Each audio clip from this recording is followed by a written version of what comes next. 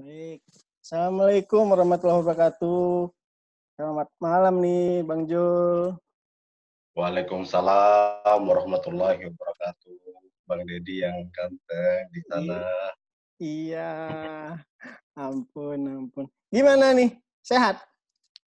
Alhamdulillah Bang, sehat walaupun sektor-sektor lain di persendian-persendian kehidupan yang lain itu terjadi kelumpuhan, Bang. Ah, ini kalau bicara kelumpuhan nih, panjang nih cerita. Panjang Bang. Aduh. Nggak terasa bentar lagi mau lebaran ini, Bang Jul. Lebaran di mana nih? Karena pemerintah menerapkan memperketat aturan, walaupun itu di sisi lain di Jakarta sudah diperlonggar Ah, PSBB, tapi ngeri juga Bang untuk untuk pulang mudik gitu, walaupun pulang kampung ceritanya ngeri juga. Dan takutkan bukan persoalan apanya, oke kita ngumpul bersama keluarga, tapi grafik apa grafik pasien ODP ini bisa meningkat. iya, iya, iya. Rata-rata kita memilih egois untuk berlebaran bersama keluarga. Iya. Jadi apa posisinya sekarang belum bisa mudik? Belum bisa, belum bisa. Jadi patuh dengan himbauan masyarakat nampaknya. Patuh kita sama pemerintah, masalahnya kan pemerintah sudah tahu persis bagaimana baik dan buruknya keadaan ini. Tentunya lewat himbauan-himbauan itu sudah banyak hal yang harus kita ikuti, bukan menjadi pembangkang malah. Ya, Di sisi lain kan banyak ini saya lihat Bang Deddy, masyarakat yang merasa bahwa sudahlah kita berbaur aja dengan COVID ini. ya. Tapi kalau saya sih Bang, masih banyak dosa yang belum terampuni, makanya masih takut mati gara-gara COVID.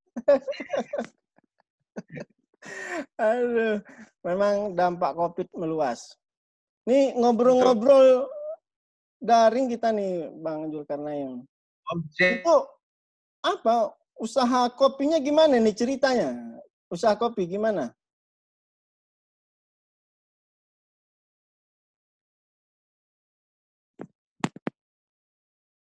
Halo, Bang Jul. Bang. Ya, ya, ya, ya. Oke, nyambung. Itu apa namanya? Usaha kopinya gimana nih ceritanya? Masih buka atau memang gimana? Ceritanya Jadi punya usaha kopi nih ceritanya. iya Bang, jadi panjang ini ceritanya dan Enggak apa-apa, bisa enggak apa-apa. nangis Iya, dicerita. enggak apa-apa. Jadi di awal karena saya di Jakarta Bang Hmm. aktivitasnya, di awal itu sebelum rame ya di Jambi. Jambi Hmm. masih belum ada semacam pasien positif, belum ada istilah-istilah belum terlalu belum terlalu menyebar luas ini yang namanya pandemi di Jambi. Ya. Nah, kami lebih awal untuk memilih menutup, bukan berarti karena kondisi stok yang habis atau ada apa dan lain sebagainya, bukan Bang.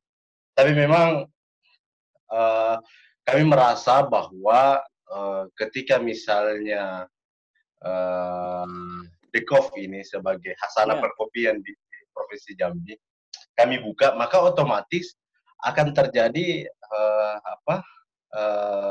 wadah untuk berkumpul. Nah, kami menghindari itu. Kami juga takut karyawan kami kena apa dan lain sebagainya, karena kita tidak tahu orang yang datang dari luar. Nah, pada akhirnya kita tutup untuk sementara, Bang. Ya.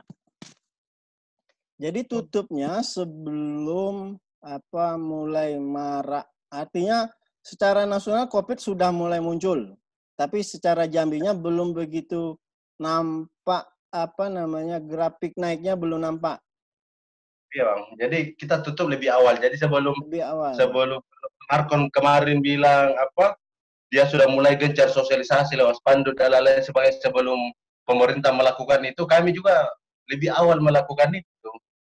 Sebelum pemerintah mengeluarkan instruksi untuk menutup sementara, kami sudah melakukan penutupan sementara itu 1 minggu sebelum adanya pemerintah semacam pemberitahuan dari pemerintah.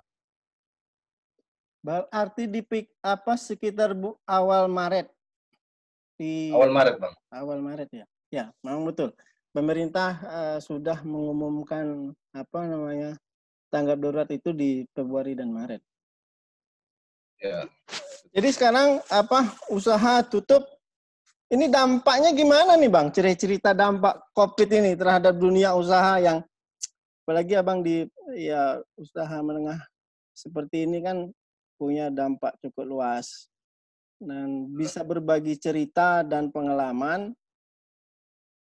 Gimana Abang menangani ini seperti apa nih? Dan kemudian teman-teman yang ikut terdampak monitornya atau seperti apa nih kondisinya sekarang ini? Jadi mungkin saya harus mulai dengan statement kayak gini, Bang. Melihat dunia yang akhir-akhir ini, Bang, itu belum bisa lepas dari bayang-bayang yang namanya pandemi corona. Ya.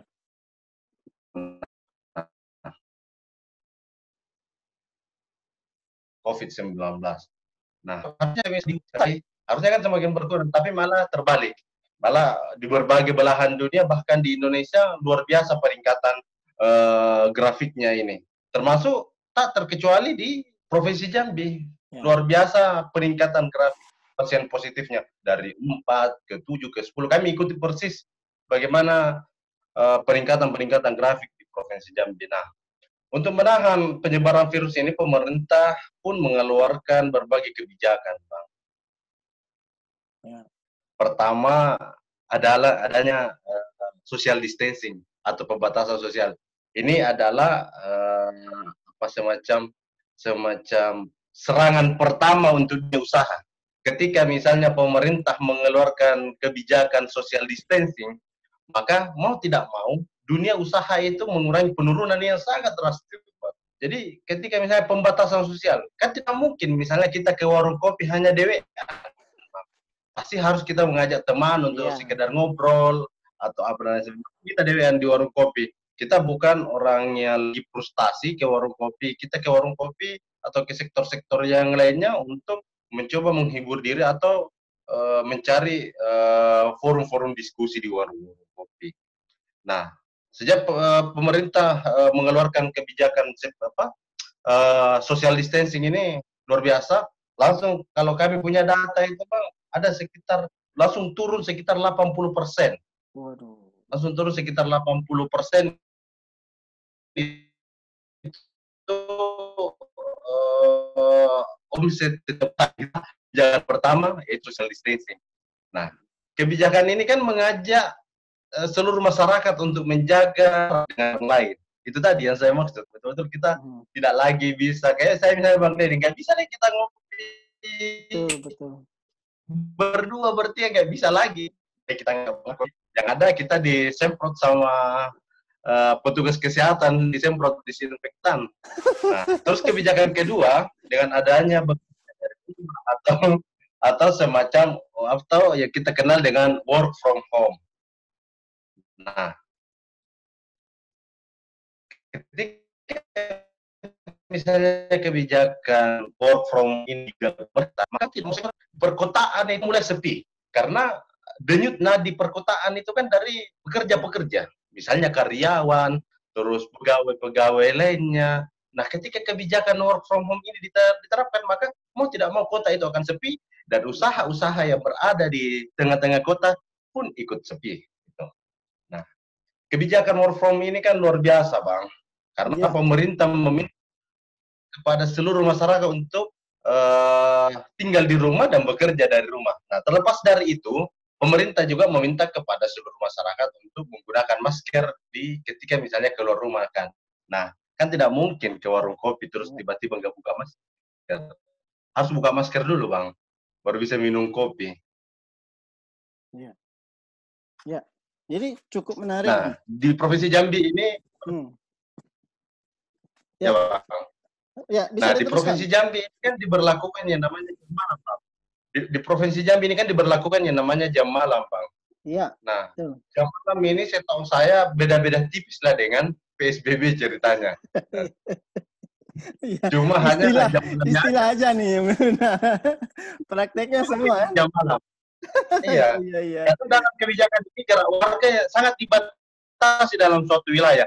Bayangin Bang, Iya, jadi iya. pernah satu waktu warung kopi kami itu kami mencoba untuk karena persoalan apa omset tadi yang saya maksud sudah menurun 80%, saya coba sampai ke karyawan coba dibuka di katanya nggak berani Bang, ini lagi patroli gitu, lagi polisi marah patroli kiri kanan. Saya bilang oke sudah kalau gitu jangan dibuka, jangan dipaksa buka. Kita juga mau melakukan pelayanan apa semacam usaha apa pelaku-pelaku unicorn Ya. itu kayak food atau GoFood gitu kan.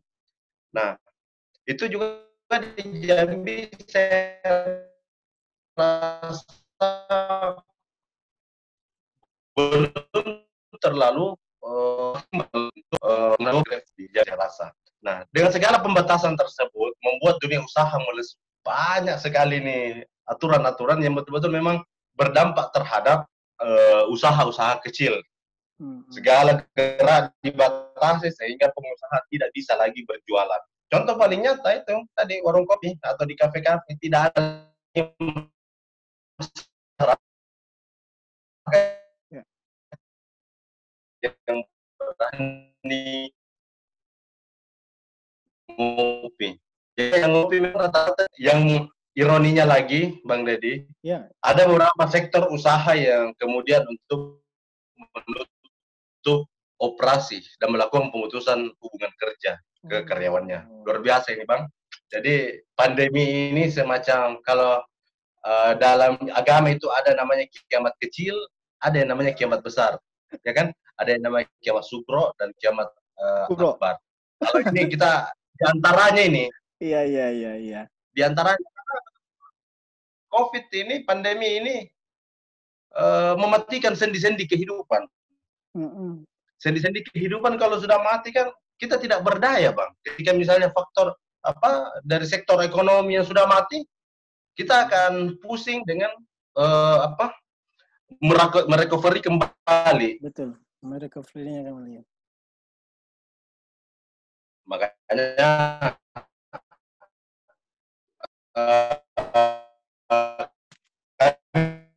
mencoba kami apa ini saya ada beberapa tawaran atau apa solusi teman-teman itu COVID-19 ini apalagi di sektor usaha. Yang pertama Bang yang paling mendasar itu adalah pelaku usaha itu harus memeriksa kondisi keuangan. Tidak ada yang bisa memastikan kapan wabah COVID-19 ini akan berakhir, Pak. Ya. Maka yang perlu kita lakukan adalah memeriksa secara mendalam terkait dengan kondisi keuangan bisnis kita. Modal. Hal ini perlu dipastikan terlebih dahulu supaya karena apa? Ada yang namanya dalam saya sarjana ekonomi tapi kadang lupa-lupa juga. Ada yang namanya posisi likuiditas bisnis. Nah, likuiditas adalah sejumlah dana dan atau aset likuid yang dapat dengan cepat kita gunakan untuk membayar kewajiban jangka pendek. Termasuk kan ada berapa misalnya status kayak misalnya sewa ruko, terus berapa harus kita beli bahan baku dan lain sebagainya. Ini kita harus betul memeriksa kondisi keuangan. Ya. Karena ini dalam kondisi COVID ini semuanya dalam keadaan ini sudah masuk dalam keadaan darurat. Iya. Jadi cukup penting ini kita memeriksa yang namanya kondisi keuangan. Ya, oke. Jadi cukup menarik nih cerita. Ya. Sedikit putus-putus Bang Jul. Oke. Gimana Bang Jul, masih bagus? Tadi masih. Oke. Jadi Bang Jul lanjut dulu. Lagi apa namanya banyak cerita yang kita dapatkan bahwa COVID ini berpengaruh terhadap sendi-sendi kehidupan termasuk dalam hal ekonomi. Terlebih lagi para pengusaha, ya kan, pengusaha yang bergerak di bidang usaha menengah seperti usaha kopi yang abang lakukan. Apa namanya, tentu berpengaruh pada omset dan segala macam hal yang ikut terdampak. Tentu Betul. abang tadi sudah memberikan kiat ya, kisi-kisi bagaimana menghadapi situasi seperti ini di tengah usaha yang lagi apa Laya mutu walayah ya. itu. Tidak hidup dan tidak mati juga. Itu. Jadi susah nih kalau kita bicara usaha yang sedang mengalami. Tapi kita tentu optimis berusaha, tentu abang sebagai pengusaha juga tentu punya ke depan sudah menyiapkan beberapa hal. Tapi cerita-ceritanya dunia usaha yang ini perhatian pemerintah abang barangkali bisa menjadi berbagi ilmu ya pemerintah, misalnya dalam apakah melakukan pendataan atau seperti apa usaha pemerintah dalam abang mengamati sebagai pengusaha pemerintah. Terputus. Halo Bang. Ya, sekarang gimana? Oke, udah bagus, udah bagus. Coba. Perhatian pemerintah terhadap dunia usaha secara global ya Bang. Tadi kan kita lebih spesifik dalam usaha pengalaman abang dalam usaha kopi ini. Nah, secara umum perhatian pemerintah terhadap dunia usaha ini, abang melihat seperti apa sih Bang? Oke, baik Bang. Jadi saya lihat memang pemerintah ini sudah menggalakkan yang namanya kebijakan ekonomi di tengah pandemi COVID-19 ini, termasuk beberapa pemerintah juga sudah mengalokasikan dana untuk usaha-usaha menengah kecil itu. Ya. Nah, tapi sampai hari ini Bang, saya belum tahu apakah mungkin saya yang yang belum nyampe ke saya infonya. Cuma secara global pemerintah sudah betul-betul meneriakkan kemana-mana. Kita bisa mengatakan ya meneriakkan karena kan kerjanya pemerintah hanya berteriak supaya kita dengar. Iya. Itu betul-betul memperhatikan katanya ini ya Pak. Saya nggak walau-alam juga. Katanya melakukan pengalokasian anggaran untuk usaha mikro kecil menengah ini. Nah, tapi kita belum tahu bagaimana realisasinya di lapangan gitu, realisasinya terhadap pelaku-pelaku usaha ini gitu. Ya. Karena banyak hal, karena kalau misalnya pemerintah tidak mempercepat melakukan pendampingan, kayak kami butuhkan, bukan berarti kita tetap butuh suntikan-suntikan, misalnya ada bantuan dana gitu. Kita butuh sebagai pelaku usaha kecil menengah ini.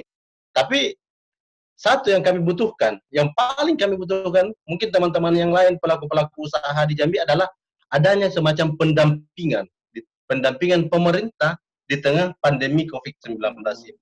Ketika misalnya pemerintah hadir untuk mendampingi kami, baik itu misalnya dari dinas perindustrian, dinas perdagangan, atau dinas koperasi misalnya melakukan pendampingan kepada kami, ini satu hal yang sangat luar biasa. Setidaknya dalam pandemi ini pemerintah melakukan pendataan kepada beberapa pelaku-pelaku usaha yang terkena dampak pandemi ini.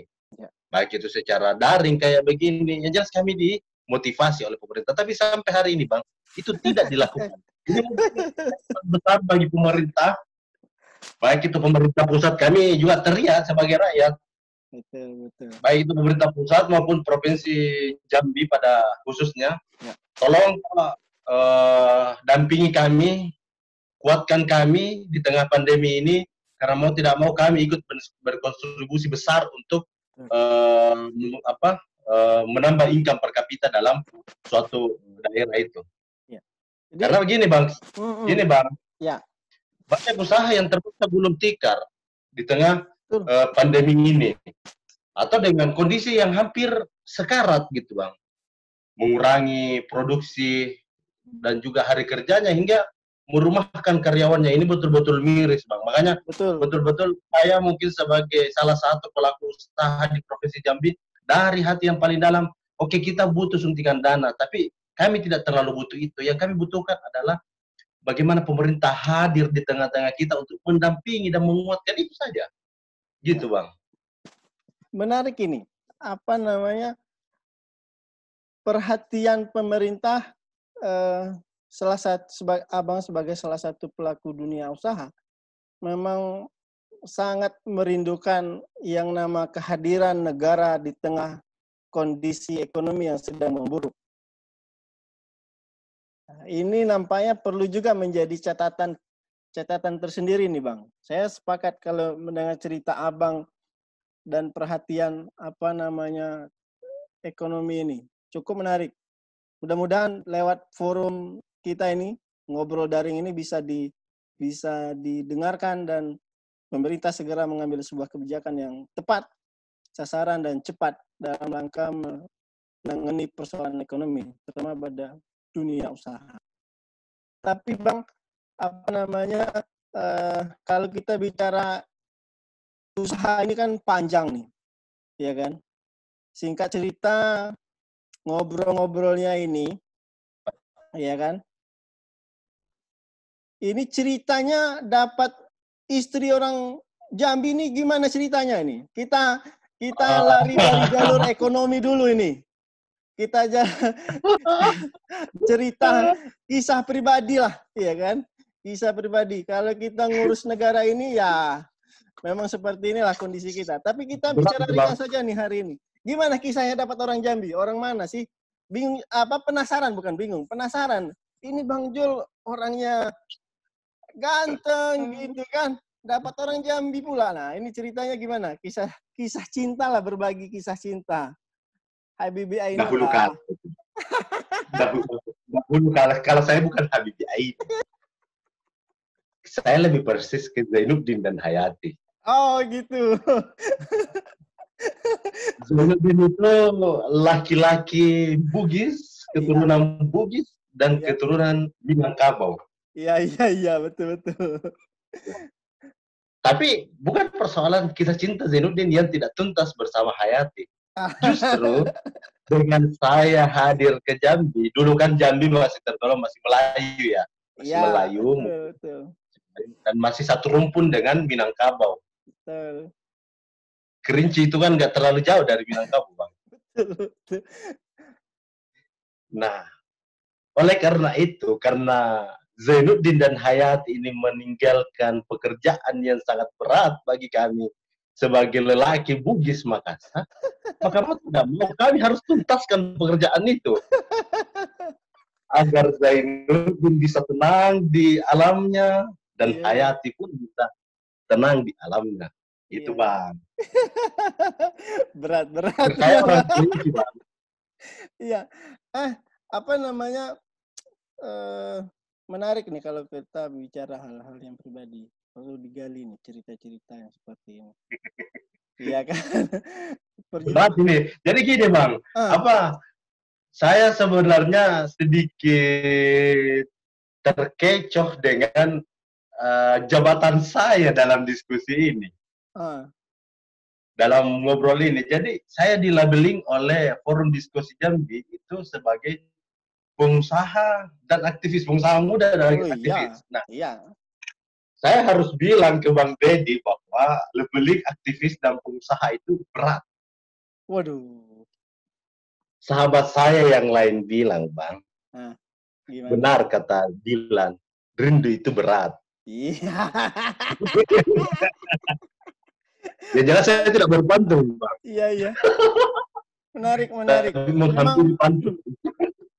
kenapa misalnya forum diskusi ini lari dari cinta, larinya ke ceritanya judul. Menarik Bang, kenapa misalnya forum diskusi Jambi mengundang Bang Zulkarnain ini dalam perspektif pengusaha muda dan aktivis muda di Angkatan Muda Muhammadiyah. Menarik karena ingin berbagi cerita, jujur, ini berbagi cerita dan pengalaman. Dalam hal tadi sudah ya banyak sedikit kita sudah menarik garis merah terhadap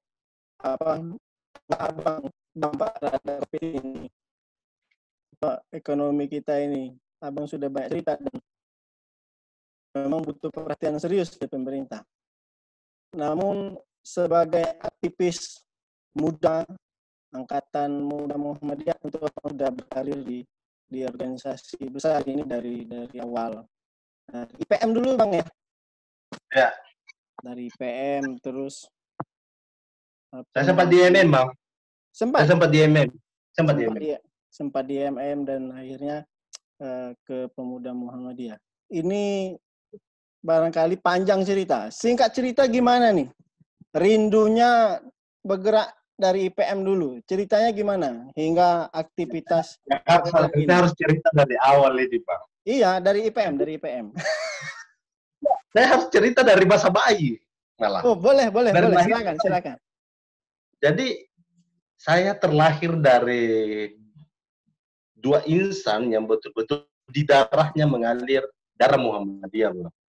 Ya. Nah, dulu kecil ini percaya atau tidak, saya lahir itu diselimuti oleh bendera Muhammadiyah oleh ayah dan ibu saya. Jadi itulah mungkin yang memotivasi saya sampai akhirnya proses perkaderan saya begitu cepat, Bang. Saya ikut TM1 itu kelas 1 SMP. Taruna Melati 1. Nah, terus ikut pelatihan Taruna Melati 2 di Ikatan Pelajar Muhammadiyah, masih Ikatan Remaja Muhammadiyah pada saat itu. Itu saya sudah baru kelas 1 kelas 3 SMP. Saya ikut pelatihan kader Taruna Melati 2, kelas 3 SMP. Kelas 1 SMA, kelas 1 SMA. Nah, terus ikut pelatihan fasilitator dan pendamping 1, terus ikut TM3, terus ikut membangkitkan Ikatan Mahasiswa Muhammadiyah Kabupaten Goa. Ya. Saya lahir di Goa, Bang. Jadi ini untuk masyarakat Jambi kayak saat ini lagi marak-maraknya, lagi viral-viralnya tentang Kabupaten Goa. Bolehlah kami diskusi panjang. Iya. Kalau tentang Kabupaten Goa. Saya banyak aktif dan besar di Kabupaten Goa, memulai proses menjadi orang yang aktif di organisasi. Saya belum bisa mengatakan bahwa saya aktivis sepenuhnya pada saat itu. Hanya mengatakan aktif di organisasi. Awalnya hanya ikut-ikutan, terus akhirnya mencoba untuk didaulat menjadi fasilitator, didaulat menjadi pimpinan daerah pada saat itu. Kami di Goa, Bang, kalau mungkin di Jambi ada 11 kabupaten kota. Kalau kami di Goa ada sekitar 21 kecamatan. Itu ada dataran tinggi dan ada dataran rendah juga, persis kayak di Jambi. Nah, itu tingkat aktif organisasinya Ikatan Pelajar Muhammadiyah pada saat itu di Kabupaten Goa itu luar biasa masif di semua kecamatan. Itu hidup di setiap kecamatan. Jadi betul-betul kami direpotkan dengan aktivitas yang cukup padat. Bahkan banyak orang yang mengatakan, kamu kok sibuk, jarang di rumah, kayaknya sudah banyak gajinya, naik haji dong. Padahal kami cuma aktivis yang memang jarang di rumah, Bang.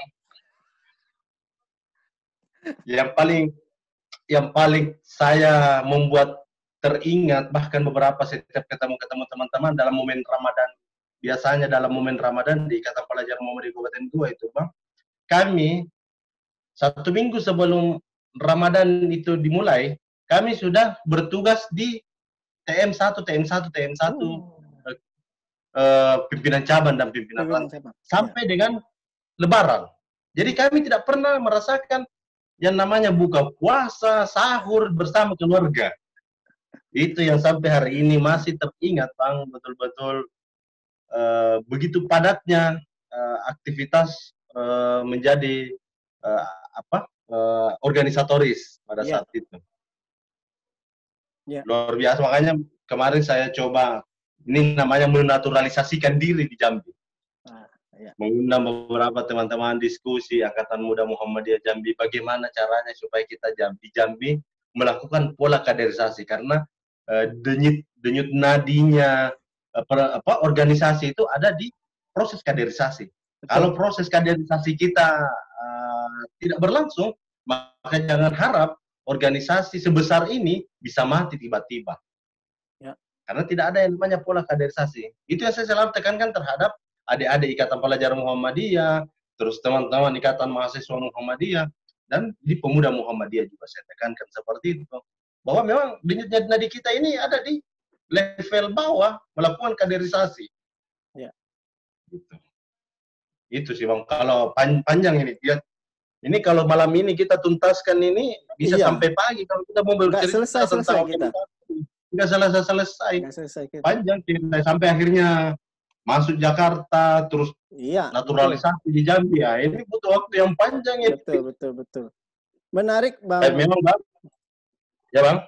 Menarik Bang. Jadi memang cukup panjang nih karir dengan kondisi seperti ini. Memang sudah dari awal dan sudah dari muda ini sudah aktif menjadi seorang aktivis. Sampai sekarang menjadi pengurus PP Pemuda Muhammadiyah dan terjun ke Jambi jadi pengurus wilayah. Ini cukup menarik bagi anak-anak muda ini, khususnya di Jambi, untuk terus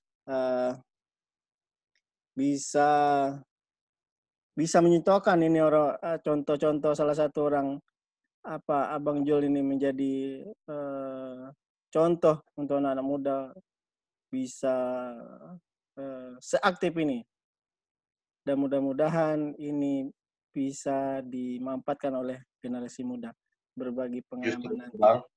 Iya kan? Justru Bang. Saya selalu tekankan sama istri saya. Urusan kerja saya itu pasti saya akan lakukan.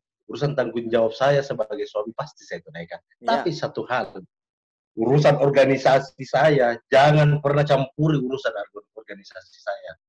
Biarkan saya berjuang untuk organisasi, biarkan saya betul-betul mewakafkan diri untuk organisasi, karena saya besar dan saya bisa seperti ini karena tempaan-tempaan organisasi. Ya, bisa menemukan ceritanya ya, menjadi perantau itu luar biasa Bang, kerasnya kehidupan. Nah, andaikan kita tidak punya kekuatan bekal dari tempaan-tempaan organisasi, mungkin bisa koya. Saya Bang sudah masuk 7 tahun di Jakarta, walaupun tergolong singkat, mungkin masih belum terlalu lama lah. Cuma 7 tahun itu waktu yang sudah sangat luar biasa Bang, untuk bertahan hidup di Jakarta. 7 tahun lama merantau, dan memang menarik ini perjuangan hidupnya Bang Jul. Bang Jul, kalau cerita itu tahun berapa hijrah dari Goa langsung ke Jakarta? Awalnya kan saya kerja di Kota Makassar dulu, di Kota Makassar. Dari Kota Makassar itu 2013, 13, 14, 15, 16, 17, 18, 20. Udah 8 tahun. Udah 8 tahun. 2013 mulai ke Jakarta. Ke Jakarta 2013. Iya. Awalnya sih 4 tahun itu masih sering pulang bolak-balik Jakarta Makassar, masih sering. Cuma semenjak menikah dengan orang Jambi, kebanyakan ke Jambinya. Jadi sebelum jadi Lebaran sudah pernah ke Jambi ya? Udah sering kalau Lebaran? Saya Lebaran tahun lalu di Kerinci. Ya, ada Pak Idul Fitri di Kerinci. Ya. Kebetulan istri kan Kerinci juga. Istri Kerinci? Kerinci. Oh, serius ini Kerinci? Serius. Walah, Kerinci mana nih? Kalau ngobrol-ngobrol nih, Kerincinya. apa namanya, lupa lagi namanya. Yang tempatnya Pak Nazali itu Oh. dekat dari situ. Oh, dekat di situ. Oh, ya dekat. Lempur, Lempur. Lempur. Oh, Nah, Lempur, Lempur. Lempur Tengah. Lempur Tengah. Nah, Ketemunya di Jakarta. ketemunya di Jakarta kebetulan istri ini kan mahasiswi FKIP UHAMKA. Kan tahu sendiri kalau kita di Kalau di kalau Muhammadiyahan sudah ini kalau sudah lari ke Hamka, udah apal kita itu. Larinya gimana itu? lari-larinya barang ini jelas. Kita aktif di Muhammadiyah pasti yang kita cari mahasiswi di kampus Muhammadiyah. Ya. Menarik ini pengalaman cerita seorang pengusaha, aktivis muda. Bang, cerita sekarang kan gimana Bang? PP Pemuda dan Angkatan Muda lah khususnya. Selama COVID ini bisa dibagi cerita nggak Bang? Ini khusus ya sebagai aktivis muda nih. Selama COVID ini aktivitas sebagai aktivis muda Muhammadiyah ini gimana nih? Aktivitasnya apa saja nih Bang? Kalau kami dari awal itu karena mungkin di Pemuda Muhammadiyah juga punya gugus tugas COVID ya di Pemuda Muhammadiyah Pusat dan betul-betul padat agendanya juga beberapa kali kami melakukan pembagian di awal-awal itu sebelum Ramadan ya sebelum Ramadan itu di awal-awal kami melakukan pembagian hand sanitizer, masker dan penyemprotan disinfektan. Ya. Di berbagai pelosok-pelosok di Jakarta dan sekitarnya. Itu yang kami lakukan di awal-awal. Nah di pertengahan ini karena mungkin masyarakat sudah berteriak karena Kampung Tengah ini sudah terganggu. Nah, akhirnya Pemuda Muhammadiyah juga berinisiatif untuk melakukan pembagian sembako. Pembagian sembako itu lewat beberapa kerjasama, baik itu dari Bedi Baik, terus ada beberapa bank swasta lainnya yang bekerja sama dengan Pemuda Muhammadiyah. Nah, cuma memang Bang, kalau kita mau berbicara secara global, secara umum, tentang aktivis ini, saya rasa aktivis ini mati di tengah pandemi. Saya bisa berani mengatakan, sampaikan mungkin kalau ada teman-teman aktivis di Jambi yang mendengar ini, kita mungkin terlalu fokus untuk melakukan kegiatan-kegiatan kemanusiaan yang lainnya, tapi kita lupa bahwa ada semacam ikrar dalam diri kita. Ketika kita membranding diri sebagai aktivis, maka di tengah pandemi ini saya merasa bahwa matinya ini parlemen-parlemen jalanan. Tidak ada lagi dibungkamnya parlemen-parlemen jalanan oleh pandemi. Karena kan kalau kita mau berpikir kayak gini Bang, sebetulnya kan aktivis ini adalah mereka yang mengabdikan diri sepenuhnya untuk kemaslahatan umat dan bangsa. Lebih simpelnya adalah aktivis ini adalah counter of social change. Gitu. Nah, sementara Bang, di hari-hari kita ini, di telinga-telinga kita ini mungkin sama dengan aktivis-aktivis yang lain. Telinga-telinga mereka mungkin sudah banyak bisikan-bisikan luar biasa dari Senayan sana. Banyak sudah yang betul-betul yang tidak rakyat. Di mana aktivis pada saat ini? Betul-betul saya harus mengatakan bahwa kita dibungkam oleh pandemi. Kita tidak bisa lagi berteriak di jalan, undang-undang di Minerba dalam proses pembahasan, sedikit lagi pengesahan. Nah, terus Omnibus Law, kan? Undang-undang tentang ketenagakerjaan. Itu sudah tahap pembahasannya di tengah pandemi ini. Di mana aktivis-aktivis itu? Karena terlalu asik mungkin mendarmabaktikan dirinya di tengah-tengah pandemi ini. Tapi satu hal, dia lupa Bang terhadap jati dirinya. Bahwa kita ini aktivis adalah kontrol of sosial. Ketika terjadi terjadi semacam ketidakberpihakan terhadap rakyat, maka parlemen jalanan atau aktivis ini harus turun ke jalan untuk meneriakkan. Sekarang kita mau berteriak lewat apa? Kita mau berteriak sama halnya dengan dunia usaha ini, Bang. Aktivis ini koneklah dengan dunia usaha. Mati suri. Kita mau turun ke jalan, ada yang namanya social distancing, ada yang namanya physical distancing, dan itu membuat kepolisian bisa lebih mudah untuk membubarkan kegiatan aktivis. Iya. Menarik ini Bang, kalau bahas yang seperti ini.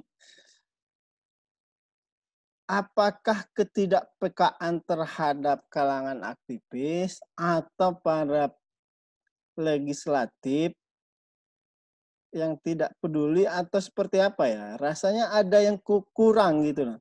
Seperti Abang sampaikan, nampaknya COVID ini menjadi sarana, menjadi alasan untuk tidak bisa aktivis bergerak. Padahal salurannya kan banyak. Abang menyikapinya gimana nih Bang? Saya menyikapinya kayak begini Bang. Di tengah pandemi COVID-19 ini ada sedikit yang ingin saya sampaikan mengenai peran aktivis yang dapat dilakukan ketika kita sudah mampu keluar dari makna aktivis adalah yang memegang toa di jalanan. Kan ketika kita mendeklarasikan diri sebagai aktivis misalnya, atau kita didaulat sebagai aktivis, maka satu senjata utama aktivis itu adalah toa. Sekarang di mana toa-toa itu? Di mana mikrofon toa itu? Banyak hal, Bang, yang saya rasa saya tidak tahu. Tapi kalau saya mau menyalahkan sepenuhnya, bukan salahnya di aktivis. Aktivis mau berbuat kayak ini, salahnya penuh terhadap parlemen kita. Ya. Para wakil-wakil rakyat kita. Banyak persoalan yang tidak pernah selesai oleh pemangku kebijakan belakangan ini, Bang. Seperti misalnya penanganan menyikapi pandemi COVID yang tumpah tindih dari pusat ke daerah. Ini yang harus betul-betul jadi fokus perhatian dulu dari wakil-wakil rakyat kita. Nah, terus itu yang tadi yang saya sebutkan bahwa pemerintah, legislatif atau wakil rakyat ini, kenapa sampai hari ini masih ngotot membahas RUU Cilaka Omnibus Law? Yang terus digas ini. Ketika misalnya sudah dikendorkan oleh aktivis kemarin sebelum pemberlakuan physical distancing, nah di tengah pandemi ini malah semakin digas, Bang. Ini yang semakin heran. Nah, ditambah lagi kemarin yang mungkin masih hangat di telinga kita, proyek kartu prakerja. Ya, betul. Jangan mentang-mentang karena staf sus terus serta-merta oke, gak apa-apa saya mengundurkan diri ya. Bagi kami, bagi mungkin masyarakat awam, masyarakat bodoh, itu no problem, itu sangat luar biasa. Justru masyarakat bodoh itu tepuk tangan luar biasa, staf sus mengundurkan diri. Tapi satu hal yang harus kita ingat bahwa 6 triliun, 20 triliun misalnya dari proyek kartu prakerja dengan dia mengundurkan diri. Sedangkan masyarakat hanya dibekali misalnya pembuatan PMP, pembuatan makanan apapun. Istri saya juga bisa bayar istri saya 100.000. Istri saya ajari cara buat PMP atau gratis saja sekalian. Ini negara melatih kita buat PMP apa. Makanya di setiap kesempatan itu saya bilang bahwa kita tidak butuh yang namanya kartu-kartuan. Ya. Yang kita butuh hari ini adalah bagaimana hadirnya pemerintah gitu. Hadirnya pemerintah betul-betul memang bukan berarti dia harus datangi kita secara pribadi gitu, bukan berarti kayak gitu. Tapi setidaknya misalnya mengumpulkan kita dalam suatu tempat, terus membuatkan forum-forum apa. Forum diskusinya penting itu. Iya. Terus memikirkan bagaimana memantau lewat jarak jauh. Iya. Terus bagaimana RTL-nya, rencana tindak lanjutnya, itu yang paling perlu. Ya. Lagi-lagi saya rasa, yang saya cari hari ini adalah di mana aktivis-aktivis itu di tengah pandemi. Jangan karena mungkin di berbagai, saya harus sampaikan kayak gini Bang. Banyak teman-teman aktivis karena berdekatan dengan pilkada, malah melekat dengan kandidat-kandidat. Justru lupa dengan fungsinya sebagai Kontrol of sosial. Ya. Banyak aktivis kayak gitu karena mungkin diiming-imingi A, B, C, dan D, akhirnya ikut mengamini segala kata-kata dari kandidat itu. Padahal dia adalah aktivis. Kalau misalnya mau jadi aktivis, silahkan jadi aktivis. Mau jadi politisi, silahkan jadi politisi. Jangan dicampur baurkan karena itu sudah merusak pasal 1 dan pasal 2 itu, Bang. Menarik. Apa namanya?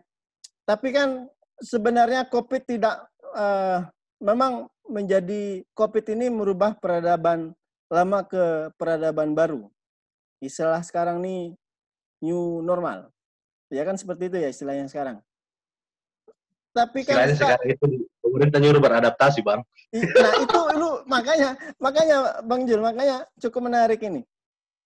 Tapi kan sarana-sarana apa namanya sarana kan tidak hanya misalnya dengan toa atau turun ke jalan. Tentu tadi ya Bang Jul sudah bilang kalau kita turun ke tangan ke aksi ke lapangan tentu langsung diciduk sama aparat kepolisian. Tapi kan sarana lain kan banyak nih. Apakah tidak dimanfaatkan semaksimal atau memang apa ya? Memang sudah. Tapi di mana, Bang? Kalau hanya kita berkuar-kuar di media, memang beda, Bang. Oh gitu, beda rasanya juga ya. Pressure-nya itu nggak terasa, Bang. Klimaksnya nggak terasa kalau cuma di media. Jadi, klimaks dalam artian tanda kutip ya. Jadi apa sih Bang saran, apa pandangan Abang terhadap solusi agar para aktivis kembali pada rule-nya, kepada jalannya? Apa Bang pandangan dan saran Abang? Sehingga memang perjuangan... lanjut Bang. Ayo kawan-kawanku yang merasa sudah menjadi aktivis. Mari kita bantu pemerintah dengan sumbangsi pemikiran kalian. Melalui kritik dengan berdasar kepada kebenaran, mengutamakan keselamatan rakyat, agar dapat juga hadir kebijakan yang mengutamakan keselamatan rakyat.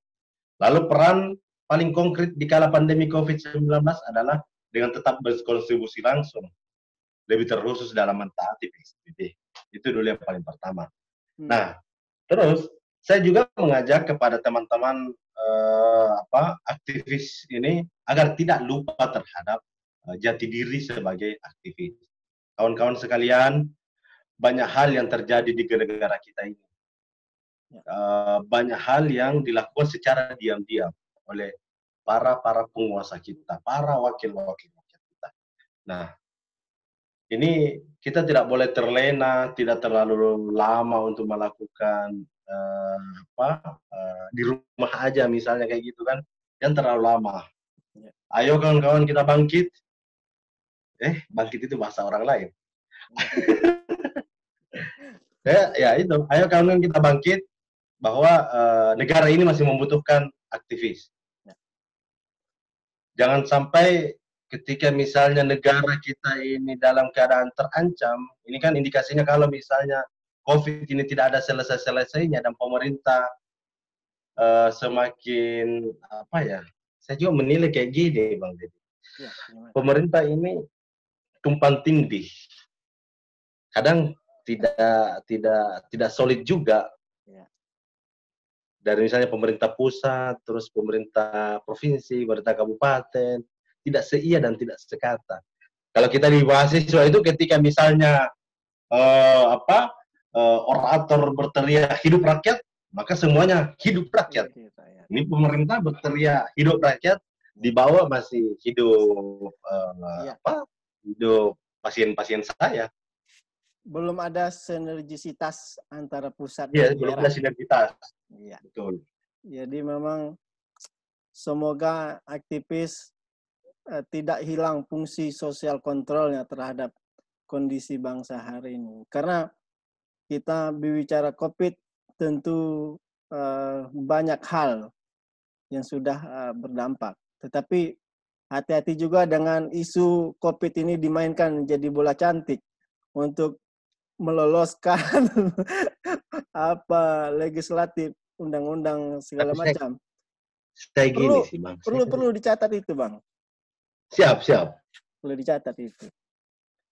Makanya itu para aktivis-aktivis yang melekat hari ini ke misalnya ke pemerintah menjadi ring satu misalnya di wali kota atau bupati yang mau jadi kandidat calon gubernur, sudahlah kawan, mari kita kembali ke jalan yang benar.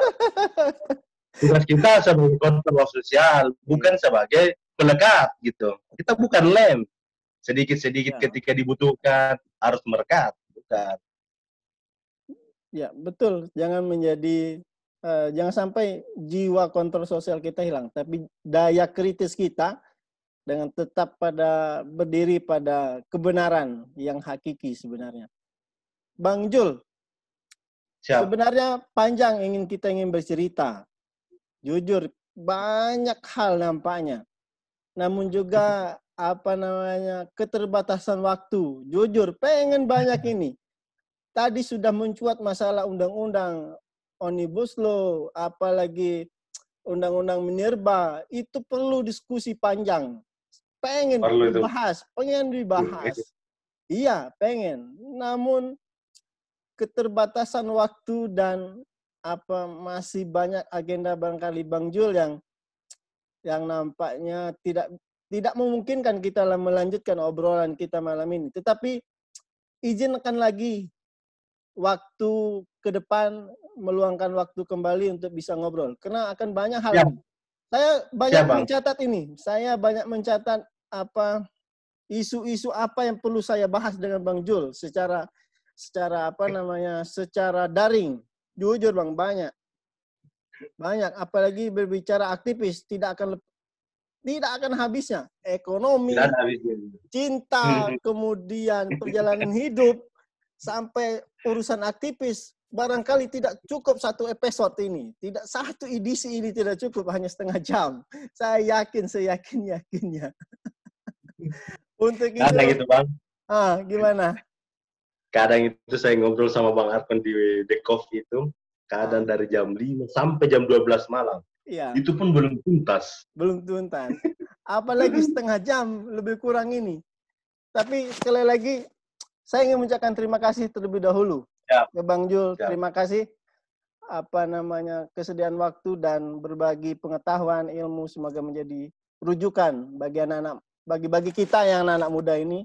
Dan terutama bagi generasi muda penerus kita ke depan. Paling tidak kita ingin meninggalkan sebuah jejak digital. Ini namanya jejak digital. Sehingga anak-anak kita bisa buka, ternyata bapak saya dulu mewawancarai calon. Disebut nggak di calon? Nggak usah lah ya. Saya sudah biru, Pak. Saya sudah biru, Mas. Itu kode. Sebenarnya itu kode. Tetapi semoga cita-cita Bang Jul, semoga bisa kembali ke kampung halaman. Ya. Sudah rindu dengan kampung halaman. Semoga bisa kembali berkumpul di Jambi kembali. Terima kasih Bang Jul.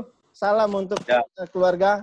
Mudah-mudahan situasi kita cepat berlalu dan kita kembali bercerita banyak tentang kondisi bangsa kita hari ini. Terima kasih Bang Jul atas kesempatannya. Mohon maaf kalau ada kesalahan. Nanti kita kejumpa lagi di forum yang lain. Khusus nanti kita akan undang kembali dengan topik pembicaraan yang luar biasa ini. Baru gali sedikit, guys. Baru 3 slide ini, Bang. Padahal saya mempersiapkan 10 slide ini. Penjabaran Banyuwangi. Simpan dulu, edisi selanjutnya kita siapkan. Jadi nggak perlu lagi siap slide. Terima kasih Bang. Nanti kita ketemu lagi ya. Mohon maaf. Siap, Bang. Terima kasih. Assalamualaikum warahmatullahi wabarakatuh. Assalamualaikum warahmatullahi wabarakatuh. Bang, sehat selalu. Sehat.